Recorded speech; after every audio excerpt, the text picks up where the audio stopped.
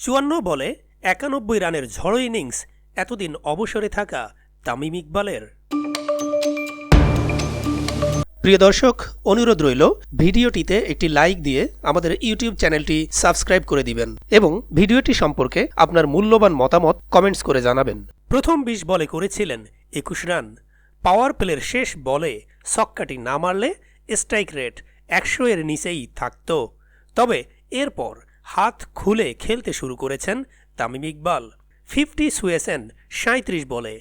শেষ পর্যন্ত থেমেছেন স্বীকৃত টি-২০ ক্যারিয়ারের পঞ্চম সেঞ্চুরি থেকে ৯ রান দূরে থাকতে।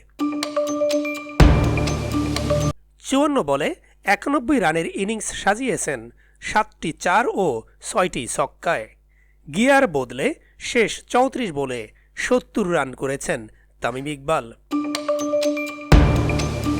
তার দারুণ ব্যাটিংয়েই জাতীয় ক্রিকেট লিগ এনসিএল টি-২০তে বরিশাল বিভাগকে ১৯৩ রানের বড় লক্ষ্য দিয়েছে চট্টগ্রাম।